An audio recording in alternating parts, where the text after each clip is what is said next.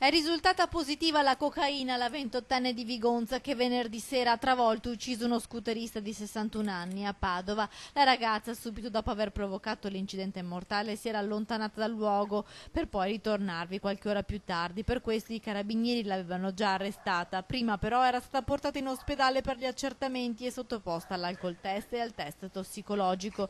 Gli esiti di quest'ultimo sono giunti nelle scorse ore in procura. La 28enne è risultata essere sotto l'effetto della cocaina.